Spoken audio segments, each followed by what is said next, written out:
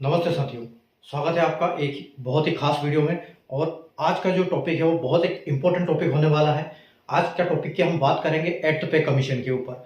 तो ये जो वीडियो है, ये जो सरकारी कर्मचारी है, चाहे सेंट्रल के हो, चाहे स्टेट के हो, चाहे सेंट्रल के पेंशन हो, चाहे स्टेट के पेंशनर्स हो, सभी के लिए ये जो वीडियो है बहुत काम की है। और जो खास करके जो जो तैयारी कर रहे हैं, जॉब की तैयारी करते हैं, जिनके लिए मैं अक्सर वीडियो बना के लाता हूँ, जिनको मैं मैथ्स पढ़ाता भी हूँ, तो उनके लिए एक बहुत अच्छा वीडियो है। इस वीडियो को देख के उनको कहीं ना कहीं मोटिवेशन मिलता है। आपकी पेमेंट क्या होगी, जब आप जॉब करोगे तो आपकी क्या पेमेंट होगी, किस हिसाब से आपको अलाउंस मिलेंगे, किस हिसाब से आपका डीए बढ़ेगा, किस हिसाब से आपका इंक्रीमेंट बढ़ेगा।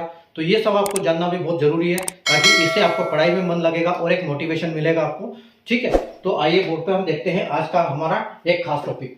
तो क्या लिखा है हमने कि NCJCM यानी कि क्या है, ये national council joint consultative machinery, जो एक ड्राफ्टिंग कमेटी है, जिसको एक दिया गया था कि आप अपनी रिपोर्ट सबमिट करें 7th पे 8th पे कमीशन के बारे में, क्या क्या आपको डिमांड है आपकी। ठीक है, तो उनसे डिमांड मांगी गई थी। तो जो ड्राफ्टिंग कमेटी है उसने अपनी एक डिमांड सबमिट कर दी गई है, सबमिट कर दी है। ठीक है, तो उन्होंने खास करके क्या मांगा है कि जो मिनिमम बेसिक पे है वो 69,000 हमारी होनी चाहिए, और जो फिटमेंट फैक्टर उन्होंने मांगा है वो 3.83 मांगा है सभी जो कर्मचारी है और पेंशनर्स के लिए। ठीक है, तो इसके लिए उन्होंने 21 पॉइंट दिए हैं। ठीक है, तो हम सारे 21 पॉइंट पे एक एक करके यहाँ पर चर्चा करेंगे, और उसके बाद क्या उनकी पे लेवल क्या होगी उसके ऊपर भी हम बात करेंगे। आप जैसे बोर्ड पे देख सकते हो, यहाँ पर मैंने 11 पॉइंट्स लिखे हैं क्योंकि बोर्ड पे पूरे आ नहीं पा रहे हैं। ठीक है, तो यहाँ 11 पॉइंट करने के बाद आगे लिखा है कमिंग अप 12 to 21 पॉइंट। तो इसके बाद हम वापस 21 उस पे चलेंगे। ठीक है, तो हम पहले बात करते हैं 1 से लेके 11 पॉइंट्स की, उसके बाद हम हमारी नेक्स्ट स्लाइड पर चलेंगे। ठीक है, तो आइए स्टार्ट करते हैं हम। ठीक है, तो यहाँ पर जो पहला पॉइंट उन्होंने दिया है, क्या दिया है कि मिनिमम पे फॉर रुपीज, मिनिमम पे for of rupees 69,000 with family of 5 units.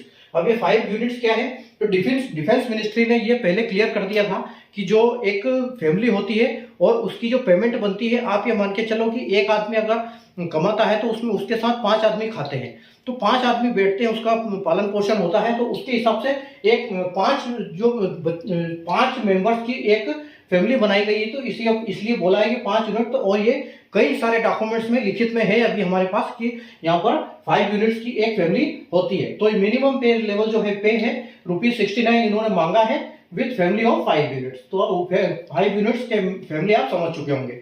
ठीक है, अगर हम सेकंड पॉइंट की बात करें कि date of implementation of all benefits with effect from 1 January 2026।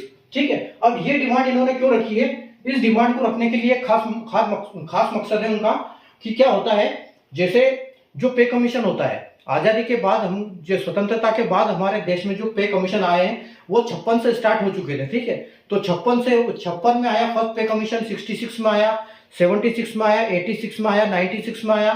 ठीक है, फिर 2006 में आया, फिर 16 में आया, और अब ये जो होगा ये 2026 में होगा एक्ट पे कमीशन।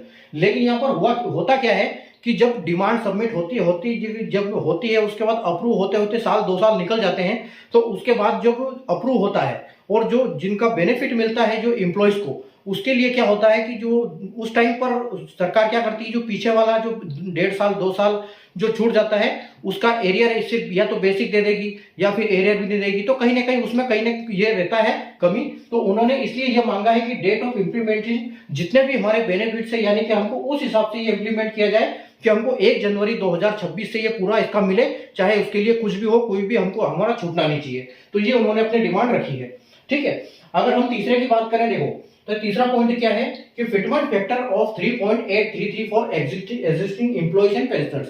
ठीक है, कि जो भी एम्प्लॉय 1 जनवरी 2026 को सर्विस में है या फिर पेंशनर है, उसको उसकी जो भी बेसिक पे है उसका 3.83 पर उसको फिटमेंट फैक्टर दिया जाए, उसका इतना गुना किया जाए। यानी कि उसकी जो बेसिक पे अगर 100 रुपए है तो उसकी 383 रुपए किया जाए। मतलब इसका फैक्टर का मतलब यही होता है, फिटमेंट फैक्टर यानी कि उसकी 100 से बढ़ा के उतनी कर दी जाए।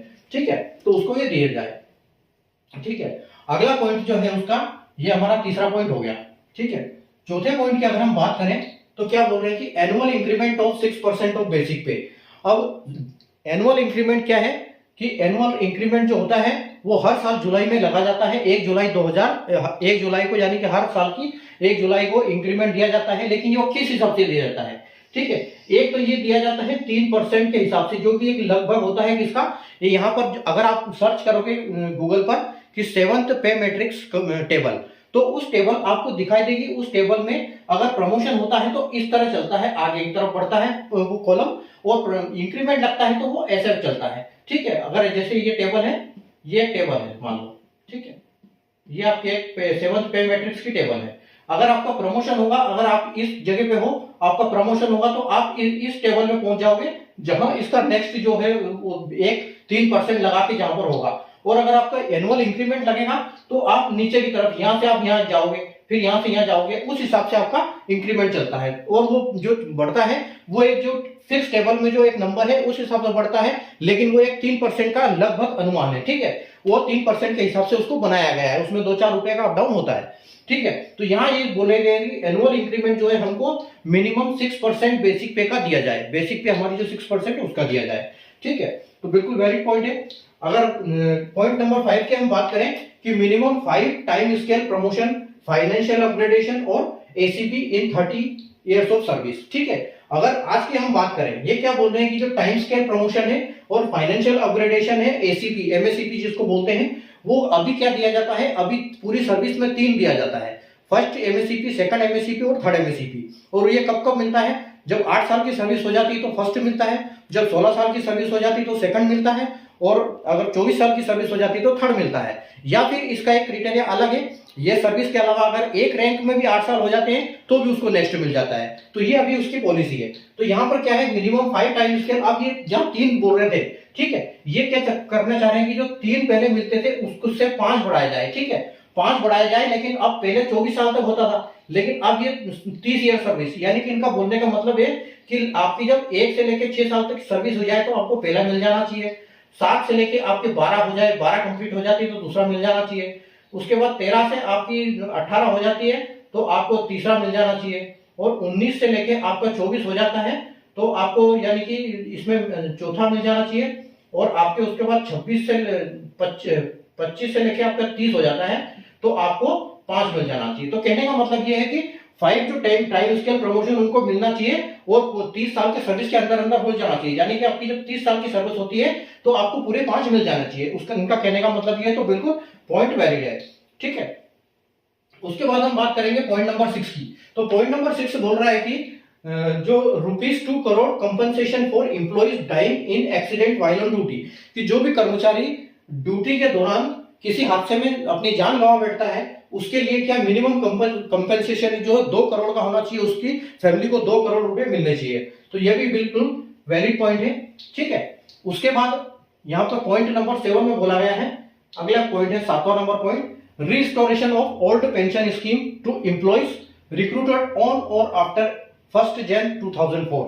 अब ये डेट कौन सी है, ये डेट आपको पता होना चाहिए कि 31 दिसंबर 2003 तक जो भी कर्मचारी अब सर्विस में था या सर्विस में जा चुका था उसको ओल्ड पेंशन मिलती है, ठीक है, यानी कि उसको रिटायर होने के बाद उसकी पेंशन मिलती है। लेकिन जो 1 जनवरी 2004 के बाद, 1 जनवरी 2004 और उसके बाद जो भी भर्ती हुए, सिर्फ डिफेंस को छोड़ के, यानी आर्मी, नेवी, एयरफोर्स को छोड़ के जो भी कर्मचारी हैं सरकारी गवर्नमेंट के, ठीक है, उनको क्या है, एनपीएस मिलता है, न्यू पेंशन स्कीम।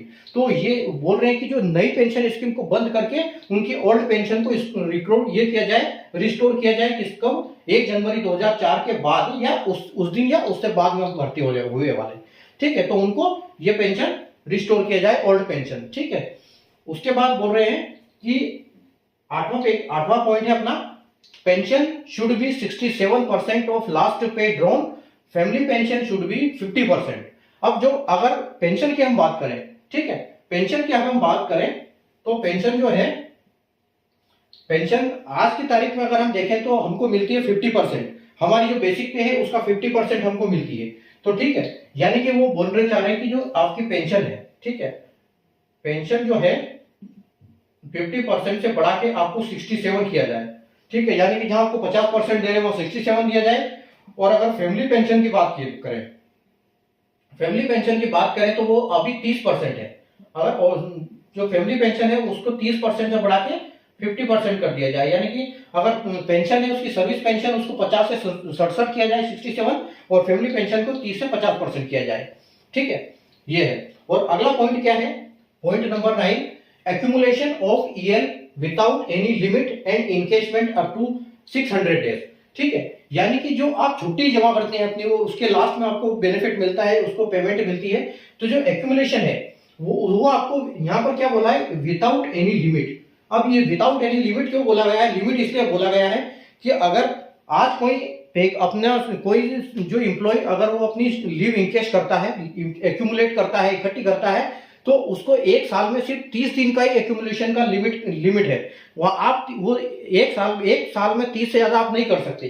तो 30 से मतलब यहाँ लिमिट नहीं होना चाहिए, अगर कोई करना चाहे अपने पूरी करना चाहे तो वो पूरी भी कर सकता है, ऐसा उनकी डिमांड है। ठीक है, तो ये डिमांड है। और बोला है कि जो 60 डेज इनकेशमेंट अप टू, यानी कि पूरी सर्विस में अब encashment up to 60 days, 600 days, जो आज अभी क्या है 300 दिन है, यानी कि उसको वो बोल रहे हैं, उनकी डिमांड है 300 दिन से बढ़ा के 600 दिन किया जाए, कि पूरी सर्विस में 600 दिन वो जमा कर सकते हैं अपनी छुट्टी। और उसके बाद कोई लिमिट भी नहीं होनी चाहिए कि हर साल की, कि हाँ हर साल इतना ही करना है, उससे ज्यादा नहीं कर सकते, ये वाली लिमिट हटा देनी चाहिए। ठीक है, तो लिमिट नहीं होनी चाहिए।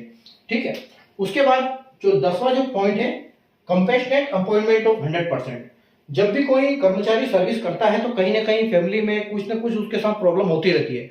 ठीक है, तो कोई प्रॉब्लम होती है तो उसकी वजह से क्या करता है, वो चाहता है कि मेरे घर के नजदीक मेरी मिल जाए, या फिर वो कहीं किसी को अपने बेबी बच्चों या पेरेंट्स का ट्रीटमेंट के लिए कहीं अच्छे अस्पताल के में जाए, तो वहां सोचे कि अस्पताल के बाद ही पास मेरी पोस्टिंग हो जाए तो मैं उनका अच्छे से ट्रीटमेंट कर पाऊँ। तो ये जो है ना, ये उसके लिए है कि जो अप्लाई करता है, तो अगर ऐसी स्थिति में क्या उसको 100% कंपेशनेट ग्राउंड पे उसको अपॉइंटमेंट किया जाता है सारा ये। ठीक है, तो ये उसका ये पॉइंट है, तो ये बिल्कुल वैलिड पॉइंट है। उसके बाद 11th पॉइंट क्या है कि group insurance for group C और is ₹1 crore and for group B is ₹1.5 crore. यानी कि जो इंश्योरेंस ग्रुप इंश्योरेंस वो है, ठीक है, जिस भी विभाग में वो सर्विस करता है तो हर विभाग का एक ग्रुप इंश्योरेंस होता है। तो वो ग्रुप इंश्योरेंस क्या, अगर उसके साथ कोई हादसा हो जाता है इन सर्विस, तो उसको ग्रुप की तरफ से 1 करोड़, अगर वो एम्प्लॉय ग्रुप सी का है, ठीक है, अगर वो ग्रुप सी का है तो उसको 1 करोड़ दिया जाए, अगर वो ग्रुप बी का है तो उसको 1.5 करोड़ रुपया जो है वो कंपेंसेशन दिया जाए एक ग्रुप इंश्योरेंस की तरफ से। ठीक है, तो ये हमने 11 पॉइंट हमारे कंप्लीट हो चुके हैं। अब आप देखते हैं कमिंग अप आपके जो 12 से लेके 21 पॉइंट हम नेक्स्ट पे चलते हैं। आइए देखते हैं अपना कॉलम पॉइंट नंबर 12। ठीक है, तो पॉइंट नंबर 12 में इनकी क्या डिमांड रखी इन्होंने कि 1 month wages as gratuity and no ceiling limit of maximum 33 years of service. यानी कि जब ग्रेचुटी को कैलकुलेट करते हैं किसी एम्प्लॉय के रिटायरमेंट के टाइम पर, तो वो अगर 33 से नीचे है तब तो कोई प्रॉब्लम नहीं होती, लेकिन अगर 33 से ज्यादा सर्विस करने वाले एम्प्लॉय के लिए ये दिक्कत आती है कि उसकी 33 साल तक ये सर्विस को ये कैलकुलेट किया जाता है। तो ये यहाँ पर लिमिट हटा देनी चाहिए, जो बिल्कुल वैलिड पॉइंट है, क्योंकि सर्विस तो सर्वेंट गवर्नमेंट सर्वेंट सर्विस कर रहा है तो उसको फिर ग्रेचुटी वहां से आगे लेने में कोई दिक्कत नहीं होनी चाहिए। तो ये यहाँ पर लिमिट हटा देनी चाहिए, ये उनकी डिमांड है। ठीक है, उसके बाद अगर पॉइंट नंबर 13 की बात करेंगे तो पॉइंट नंबर 13 कहता है कि 45 days paternity leave to male employees. यानी कि जो बच्चों को संभालने वाली छुट्टी लेते हैं तो वो अभी क्या है कि फीमेल्स को भी दी जाती है, तो यहाँ पर 45 डेज पैटर्निटी लीव मेल को भी दिया जाए। ठीक है, क्योंकि वो भी देखभाल करता है बीवी बच्चों की, तो उस हिसाब से बिल्कुल पॉइंट वैलिड है कि 45 दिन छुट्टी उसको मिलनी चाहिए ताकि जब तक माँ अपने बच्चे को केयर करने लायक ना हो जाए।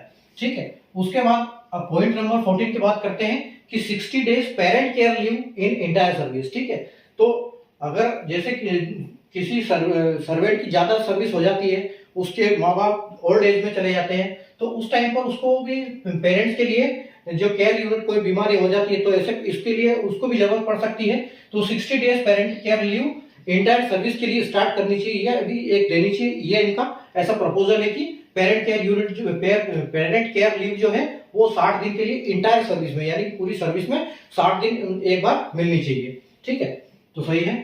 उसके बाद point number 15, 20 days year encashment on LTC. अब ये क्या है, अगर एलटीसी की हम बात करें तो एलटीसी एक ऐसा है कि एक तो होता है एक्यूमुलेशन, जो हमने पहले अभी पॉइंट किया था, जिसका कि 300 से 600 दिन कर देना चाहिए और महीने की लिमिट हटा देनी चाहिए। एक उसके साथ ये होता है कि आप एक साल में जो अपनी ईएल है उसको क्या कर सकते हो, जो 10 दिन एलटीसी कर सकते हो। अभी तक की लिमिट के हिसाब से क्या है कि 10 डेज इन 1 ईयर, ठीक है, 1 ईयर। इसका क्या होता है, जैसे आप इनकेश करते हो तो उसी साल जैसे आपने उसकी एंट्री की और थोड़े दिन में उसके आपको 10 दिन के पैसे आ जाते हैं, उसको एलटीसी बोलते हैं। यानी कि कहीं घूमने जाने की बजाय हम उस पैसे को, छुट्टी को नहीं ले रहे हैं, तो उस छुट्टी को हम इनकेश कर रहे हैं, तो उसका पैसा ले रहे हैं, ठीक है। तो ये एक एलटीसी का होता है, यानी कि पहले 10 दिन था, अब इसको 10 से बढ़ाया जाए, ठीक है।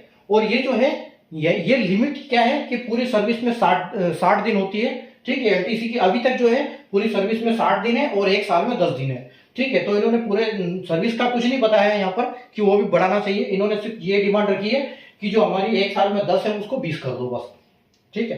तो ये पॉइंट है। उसके बाद बोल रहे हैं जीपीएफ जो है, GPF of NPS and UPS employees till OPS is restored.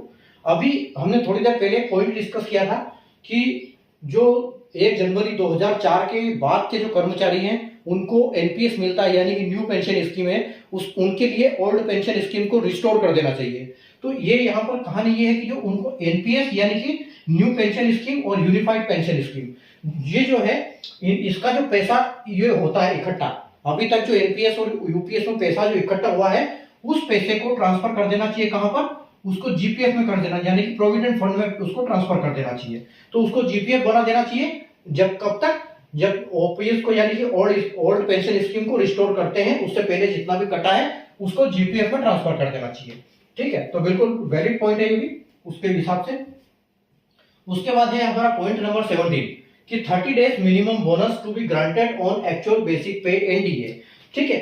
अब ये जो बोनस है, ये बोनस कौन से बोनस की बात कर रहे हैं, ये दिवाली बोनस, जो दिवाली बोनस कर्मचारियों को मिलता है, ठीक है, उसकी बात कर रहे हैं यहाँ पर कि यहाँ पर 1 महीने का बोनस दिया जाना चाहिए। क्योंकि यहाँ पर क्या है, किसी को एडोब लिंक बोनस मिलता है, कि रेलवे को अलग मिलता है, डिफेंस को अलग मिलता है। डिफेंस की अगर बात करें तो 7,000 के आसपास कुछ आता है, 6,900 समथिंग आता है, वो भी कुछ कटपेट के, ठीक है। अगर रेलवे की बात करें तो उनको थोड़ा ज्यादा मिलता है। तो ये यहाँ पर यह कह रहे हैं कि हर कर्मचारी को जो उसकी एक्चुअल बेसिक पे और डीए है, उस किसी भी साल के जिस साल में वो ले रहा है उसके हिसाब से उसको 30 दिन की मिनिमम बोनस मतलब दिया जाना चाहिए। यानी कि 1 महीने की सैलरी आप समझ लो, सिर्फ बेसिक और डीए, उसके साथ अलाउंस नहीं, सिर्फ बेसिक और डीए 1 महीने का जो भी बनता है उसको, उसके हिसाब से आपको उसको बोनस दिया जाए, ठीक है। उसके बाद एचआरए, अगर हम एचआरए की बात करें, ठीक है, तो एचआरए इन 3 स्लैब्स, तो एचआरए अभी भी 3 स्लैब्स में है, डिमांड भी 3 स्लैब्स में है, क्योंकि यहाँ पर सिटी 3 ग्रुप में बटी हुई है इंडिया में, एक्स सिटी, वाई सिटी और जेड सिटी, ठीक है। तो सबसे अच्छी सिटी जैसे आप देखते हो कि दिल्ली, बॉम्बे, कलकत्ता, हैदराबाद, ठीक है, ये सब एक्स सिटी है, बड़ी बड़ी सिटी है, जहां पर यानी कि अभी अगर हम एचआरए की बात करें तो अभी जो एचआरए है वो 9, 18 और 27% है, ठीक है। तो उसको क्या किया जाए, 40%, 35% और 30%, यानी कि जो 40% है उसको एक्स सिटी में दिया जाए, आपकी बेसिक जो पेमेंट है उसका, बेसिक का। उसके बाद अगर 35% हम डिमांड, वाई की जो डिमांड है वो 35% वाई सिटीज की, वाई सिटीज में 35% दिया जाए बेसिक पे का।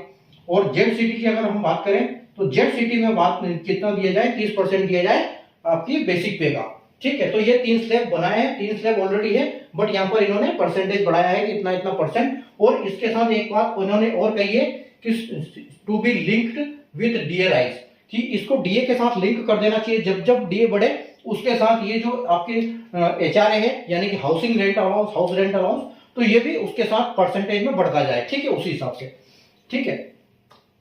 उसके बाद आता है पॉइंट नंबर हमारा 19। तो पॉइंट नंबर 19 क्या है, maternity leave to be increase to 240 days without 2 children restriction, ठीक है। यानी कि 240 दिन आपकी मैटरनिटी लीव हो जानी चाहिए, कर देनी चाहिए, और विदाउट 2 चिल्ड्रन रेस्ट्रिक्शन। यानी कि अगर हम अभी की बात करें जो अभी मैटरनिटी लीव मिलती है वो कितनी मिलती है, 180 डेज, ठीक है, 180 डेज मिलती है। और ये रेस्ट्रिक्शन है सिर्फ 2 चिल्ड्रन तक, ठीक है। अगर 2 बच्चों के लिए ले सकते हैं मैटरनिटी लीव 180 दिन की, ठीक है, 180 दोनों के लिए अलग अलग, तो वे ऐसे ले सकते हैं। लेकिन यहाँ क्या बोला गया है कि आप 240 दिन कर देनी चाहिए इसको, और ये 2 बच्चों का रेस्ट्रिक्शन हटा देना चाहिए, ठीक है।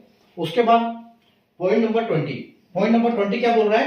Commutation of pension to be restore after 11 years. जो अभी हमको कम्यूटेशन मिलता है वो कितने, कम्यूटेशन मिलने के बाद 15 साल तक उसका वो आपकी जितनी भी पेंशन होती है उसका 50% चला जाता है उसमें, ठीक है। तो ये बोल रहे हैं कि उसको 11 साल के लिए कर देना चाहिए, 15 साल के लिए। अभी जो है फिलहाल है 15 साल के लिए, ठीक है। अभी 15 साल के बाद रिस्टोर होता है, तो इनका कहना है कि उसको 11 साल के बाद रिस्टोर कर देना चाहिए, ठीक है। और ये प्रपोजल चल भी रहा है। उसके बाद हमारा लास्ट पॉइंट है वन रैंक वन पेंशन का, यानी कि ओआरओपी। जो ओआरओपी है ये क्या है, अभी सिर्फ डिफेंस पर्सन को मिलती है, ठीक है। तो इनका कहने का मतलब है कि जो ओआरओपी है वो सिविल एम्प्लॉइज के भी लिए भी लागू कर देना चाहिए, ये उनको भी मिलना चाहिए। तो ये हमारे 21 पॉइंट थे, ठीक है। तो टोटल हमने एक एक पॉइंट को बहुत बारीकी से यहाँ पर समझा कि इनके डिमांड क्या है और अभी क्या है, फिलहाल कैसे चल रहा है और ये क्या करना चाह रहे हैं। तो मुझे उम्मीद है कि आपको पूरा इसका समझ में आया होगा। अब जैसे आप देख रहे हो कि नेक्स्ट में हम क्या चलेंगे, कमिंग अप प्रपोज्ड पे स्केल। अब इसके हिसाब से इन्होंने जो पे स्केल बनाई है वो पे स्केल क्या होनी चाहिए इनके, ठीक है, उसके लिए हम बात करते हैं, ठीक है। तो इस मैं नेक्स्ट स्लाइड पे चलता हूं।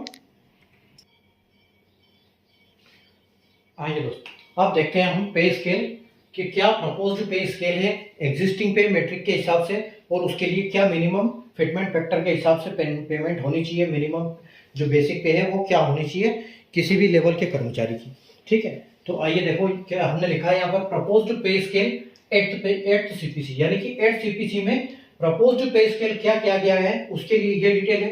एग्जिस्टिंग पे जो अभी 7 पे कमीशन के हिसाब से है वो ये है, ठीक है। उसके बाद प्रपोज्ड मिनिमम फिटमेंट फैक्टर, तो मिनिमम जो फिटमेंट फैक्टर जैसा कि 3.833 है, तो उसके हिसाब से क्या मिनिमम पे बढ़ती है ये मैंने यहाँ पर लिखा हुआ है, ठीक है। अब देखो यहाँ पर क्या है, पहले जो लेवल 1 था, ठीक है, लेवल 1 उसके लिए क्या दिया गया है कि पे स्केल 1, पे स्केल 1 उसका नाम देना चाहिए लेवल 1 को। उसके बाद उसकी जो ये 18,000 मिनिमम बेसिक अभी जो चल रही है ये 18,000 मिनिमम बेसिक है, और ये जो आप देख रहे हो 56,900 ये क्या है कि जब उसकी इंक्रीमेंट होता है एनुअल इंक्रीमेंट उसी लेवल में, तो बढ़ते बढ़ते बढ़ते बढ़ते वो लेवल जैसे मैंने आपको कॉलम टाइप दिखाया था कि नीचे की तरफ बढ़ता है, जो आपका एग्जिस्टिंग जो इंक्रीमेंट लगता है तो वो इंक्रीमेंट लग लग के 3% से बढ़ के यहाँ पहुंच जाता है। इसका मतलब ये है कि जो पे लेवल 1 है वो 18,000 से लेके 56,900 तक है, उससे आगे वो चला जाए। अगर अब उसका प्रमोशन नहीं हुआ और इसी लेवल में रहा तो वो आगे ऑटोमेटिक दूसरे लेवल में पहुंच जाएगा, ये होता है, ठीक है। तो जब उसी में रहेगा तो ये उस हिसाब से चलता रहेगा, तो ये है उसका हिसाब किताब, ठीक है। तो पे स्केल 1 किसको बोलना है, किसको करना है, लेवल 1 में जो है उसको पे स्केल 1 कर देना है। 18,000 से 56,900 अभी एग्जिस्टिंग है, तो उसकी जो मिनिमम है वो क्या हो जानी चाहिए, 69,000 उसकी मिनिमम हो जानी चाहिए, ठीक है। उसके बाद देखो पे स्केल 2, तो पे स्केल 2 किसको नाम देना है, आफ्टर मर्ज लेवल 2 एंड 3, जो लेवल 2 और 3 है दोनों को मिला के मिक्स कर देना है और उसको नाम देना है पे स्केल 2। और उसकी जो मिनिमम अभी 7 पे के हिसाब से वो क्या है 21,700, और 3% से बढ़ते बढ़ते वो क्या कहां तक जाती है 69,100 तक, ठीक है। और अभी उसकी जो प्रपोज्ड मिनिमम फिटमेंट फैक्टर के हिसाब से उसकी हो जानी चाहिए 83,200, ठीक है। उसके बाद अगला आता है कि पे स्केल जो 3 किसको कर देना है, आफ्टर मर्जिंग लेवल 4 और 5, लेवल जो 4 और 5 है उनको दोनों को मिक्स करके एक ही पे स्केल बना दिया जाए, जो लेवल जिसको नाम दिया जाएगा लेवल पे स्केल 3। और उसकी जो अभी पेमेंट है वो क्या है 29,200 से स्टार्ट होके 92,300 तक जाती है, और अब उसकी मिनिमम कितनी कर देनी चाहिए 1,12,000 उसकी मिनिमम कर देनी चाहिए। यानी कि सीधा सीधा हिसाब किताब ये है कि 29,000 से वो सीधा 1,12 पे पहुंच जाए, ठीक है। उसके बाद देखो, उसके बाद हम बात करते हैं पे स्केल 4, कि पे स्केल 4 क्या है, तो पे स्केल 4 जो है वो एग्जिस्टिंग लेवल 6 है, जो अभी लेवल 6 है उसी को नाम दिया जाए लेवल 4, ठीक है। और उसकी जो बेसिक पे है 35,400 से लेके बढ़ते बढ़ते 1,12,400 तक जाती है, और उसकी मिनिमम कितनी कर दी जाए अभी 1,35,000 उसकी मिनिमम कर दी जाए, ठीक है। उसके बाद पे स्केल 5, तो पे स्केल 5 किसको नाम दिया जाए, आफ्टर मर्ज लेवल 7 एंड 8, 7 और 8 लेवल को मर्ज करके लेवल 5 का नाम दिया जाए, और उसकी जो 47,600 से लेके 1,51,100 तक पेमेंट है, उस पेमेंट को मिनिमम कितना कर दिया जाए 1,82,500 उसको मिनिमम कर दिया जाए, ठीक है। उसके बाद पे लेवल 6 की अगर हम बात करेंगे, पे level 6 after merging of level 9 and 10, जो 9 और 10 लेवल है 7 पे कमीशन के हिसाब से, उसको करके उसको क्या कर दिया जाएगा, उसको लेवल 6 कर दिया जाएगा, उसको लेवल 6 करके, और जो उसकी पेमेंट है 56,100 से लेके 1,77,500 तक, उसको बढ़ा के मिनिमम कितना कर दिया जाएगा, 2,15,100। ठीक है। उसके बाद देखो पे स्केल, क्या बोल रहे हैं कि पे स्केल जो 7 to 8, ये किनको नाम देना है, पे स्केल 7 से 13, 7 to 13। अब 7 to 13 किसको, यहाँ तक हमारी चेक हुई तो यहाँ से 7 to 13 पे स्केल नाम दिया जाएगा। और यहाँ 10 तक कंप्लीट हो गया तो 11 से लेकर 17 तक के जितने भी लेवल है उनको क्या कर दिया जाएगा, उनको नंबर कर दिया जाएगा, उनको नंबर 11 से लेकर 17 तक कर दिया जाएगा। ठीक है। और उनका पेमेंट कितना कर दिया जाएगा, फिटमेंट फैक्टर ऑफ एप्लीकेबल वो लिखा हुआ है कि जो भी एग्जिस्टिंग है। ठीक है। और उसी हिसाब से उसका यहाँ पर 3.38 से मल्टीप्लाई कर दिया जाएगा, 3833 से इंटू मल्टीप्लाई कर दिया जाएगा, तो उसका ये आ जाएगा। अब क्या है ये देखो, ये कितनी पे लेवल है टोटल, अगर ये बोल रहे हैं कि पे स्केल, तो पे स्केल देखो 7, 8, 9, 10, 11, 12, 13। अब ये पे स्केल किसको बना देना है, ठीक है, किसको बना देंगे ये, यानी कि जो एग्जिस्टिंग अगर बात करें हम, तो एग्जिस्टिंग अभी कितना है ये 11 से लेके, जो पे मैट्रिक्स के हिसाब से क्या है ये लेवल 11, 12, 13, 14, 15, 16, 17 है ना, 17 तक। तो इसको क्या कर दिया जाए, इन सबको, इनका सबका रीनेम कर दिया जाए, रीनंबर्ड कर दिया जाए। ठीक है। इनके बाद हर एक को, जैसे कई जगह मर्ज है, कई जगह सिंगल है, जैसे 6 को सिर्फ 4 बनाया गया है, तो उसी हिसाब से क्या किया जाएगा, 11 को बना दिया जाएगा यहाँ पे 7, जो ऑलरेडी 6 तक हो गया, 7, 8, 9, 10, 11, 12 और 13। ठीक है। यानी कि 7 से लेकर 13 तक को रीनंबर, 11 से लेकर 17 को रीनंबर करके इनको 7 से लेकर 13 बना दो, ये है इसका कहने का मतलब। ठीक है। तो ये पे स्केल, प्रपोज पे स्केल है उसकी जो ड्राफ्टिंग कमेटी की, एनसीजेसीएम की। और अब हम चलते हैं एक्चुअल डिफरेंस हम चेक करेंगे यहाँ पर कि आज की तारीख में डीए कितना है, किसी भी एक एग्जांपल के हिसाब से कि कितना बेसिक है, कितना डीए है, और कितना अगर ये इस प्रपोज में करते हैं तो कितना होगा। ठीक है। तो उसको हम थोड़ा सा कैलकुलेट करते हैं यहाँ पर। ठीक है। तो ये मैं नेक्स्ट स्लाइड पर चलता हूँ अपनी। ठीक है। आइए अब हम करते हैं, हमारा एग्जाम्पल देखते हैं हम। ठीक है। कि अगर 7 सीपीसी के हिसाब से, ठीक है, किसी की पेमेंट जो बेसिक पे है, ठीक है, बेसिक पे है उसकी 18,000। ठीक है। बेसिक पे 18,000 है, और उसका जो डीए की हम बात करें कि डीए आज की तारीख में डीए कितना है, आज अभी अप्रैल चल रहा है लेकिन 59% डीए चल रहा है, लेकिन ये कुछ अभी उसके आंकड़े सब कुछ क्लियर है कि 60% डीए, 2% डीए बढ़ेगा, लेकिन उसका डिक्लेरेशन नहीं हुआ, तो हम इसको अभी फिलहाल उसी हिसाब से मानते हैं, हम इसको 60% ही मानते हैं, क्योंकि 2-4-8 दिनों में कभी भी ये डिक्लेयर कर देंगे, क्योंकि अप्रैल लास्ट में या तो आता ही है डीए, तो उसी हिसाब से या तो 2-4 दिन में, 8 दिन में कभी भी हो जाएगा, तो हम इसको 60% ले लेते हैं। ठीक है। तो डीए हम 60% ले लेते हैं। ठीक है। तो 60% आप करोगे डीए इसका। ठीक है। तो अगर 60% हम 18,000 का 60% निकालेंगे तो देखो कितना होगा, ये आपका मर्ज कितना हो जाएगा टोटल।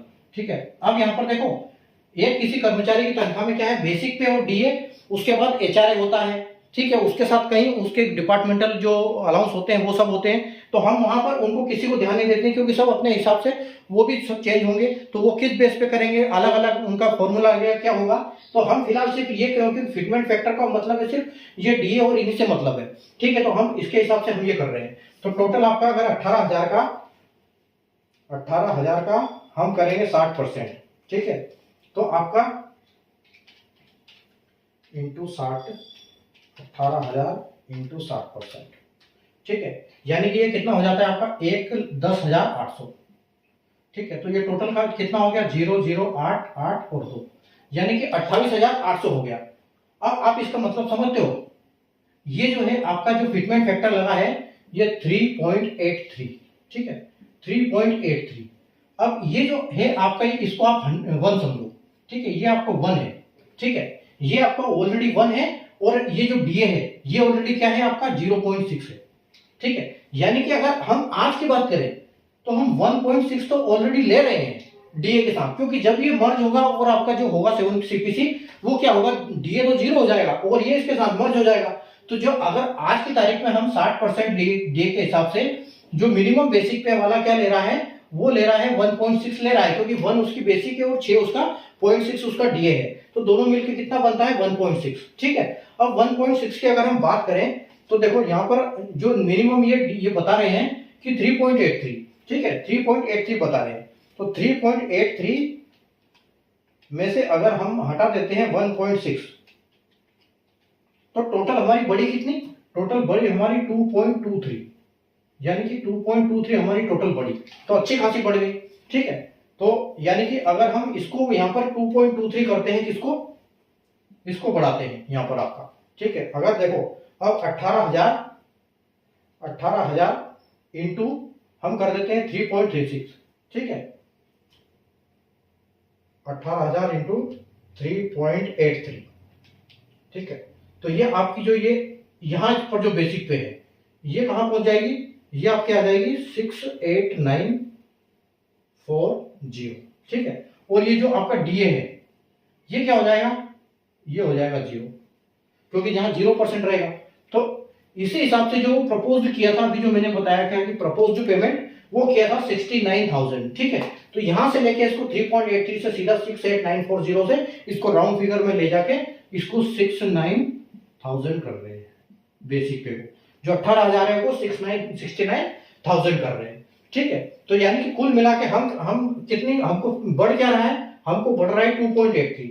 अगर अब 2.83 अगर हम इसका देखें कि 18,000 का, ठीक है, 18,000 का हम करेंगे 3.83, ठीक है, इंटू 3.83, तो कितना आएगा? जैसे अभी हमने देखा था वो वाला 18,000 इंटू 3.83, तो ये आपका आ जाएगा कितना? 68940। अब हम इसमें से माइनस कितना करेंगे? इसमें से माइनस ये करेंगे, क्योंकि यहाँ पर डीएपी 0 हो जाएगा, तो 28,800, यानी कि 0 4 और 1 0 और 6 में से 2 गया तो 4, यानी कुल जो आपकी बढ़ने वाली है वो क्या बढ़ने वाली है? 40,000 रुपए। ये सिर्फ इसकी बात कर रहे हैं डीए की। ठीक है, तो अच्छा खासा पे कमीशन में बढ़ने को मिलेगा आपको। ठीक है, तो 28,000 से यानी कि अगर बेसिक और डी की बात करें तो 28,000 से आपको डायरेक्ट, लेकिन सरकार ऐसा इतना देने वाली है नहीं। ठीक है, ये हमेशा प्रपोजल में सब कुछ होता है, लास्ट में कुछ भी करो वो थोड़ा सा काट पीट के कुछ ना कुछ। और मेरे ओपिनियन के हिसाब से जो पे कमीशन आएगा वो कहीं भी 2.75 ऐसे कुछ आएगा, मतलब 2.25 के आसपास मिल सकता है मेरे हिसाब से। बाकी ये है कमेटी की रिकमेंड 3.83, हालांकि ऐसा बहुत मुमकिन है, नामुमकिन है ये देना, बाकी देखते हैं, हो सकता है, कुछ भी हो सकता है होप करने में। ठीक है, तो ये जो मैंने आपको पूरा एनालिसिस बताया है, ये एनसीजेसीएम ने जो अपनी कमेटी अपना जो ड्राफ्ट सबमिट किया है उसके हिसाब से मैंने आपको बताया। ठीक है, तो उम्मीद है आपको अच्छा लगा होगा, और ये वीडियो सभी के लिए है, तो सभी के साथ अगर आपकी जानकारी में कोई सर्विस में है या कोई पेंशनर है तो उनके साथ साझा जरूर करें इस वीडियो को। ठीक है, ताकि वो भी देखें इस वीडियो को, वो भी समझें कि क्या चल रहा है पे कमीशन का, एट पे कमीशन का। उसके बाद जो नौकरी कर रहे हैं उनके लिए कि मोटिवेशन है कि अगर वो सर्विस में जब जाते हैं तो उनकी पेमेंट किस हिसाब से होती है। जो मैंने लेवल बताया, जैसे आप देखते हो कि जब आप फॉर्म भरते हो तो आता है कि ये पे लेवल है, ये पे लेवल है, तो ये जो हमने पे लेवल डिस्कस किया था ये यही है। ठीक है, तो ये पे लेवल के हिसाब से आप देख सकते हो कि अगर हम इसमें जाएंगे तो इतनी रहेगी।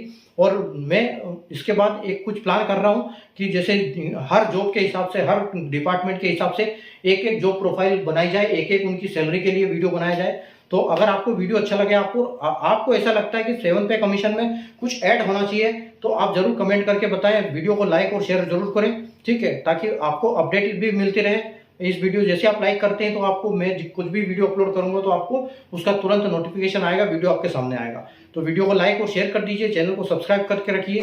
ठीक है, और कमेंट जरूर करके बताएं कि आपकी क्या रिकमेंडेशन, क्या होना चाहिए, क्या मिलेगा, सरकार किस हिसाब से देगी या नहीं देगी, क्या करेगी। ठीक है, पिछले ट्रेंड्स में आपने क्या देखा है सर्विस में, अगर आप पेंशनर है तो आपको काफी कुछ आइडिया होगा, एक्सपीरियंस होगा। ठीक है, तो आप उस अपने एक्सपीरियंस के हिसाब से जरूर कमेंट करें।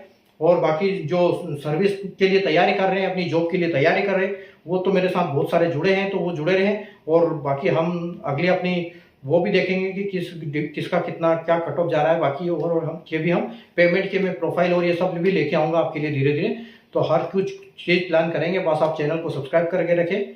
ठीक है, वीडियो को देखने के लिए बहुत बहुत धन्यवाद। मिलते हैं एक नए वीडियो में, तब तक के लिए बाय।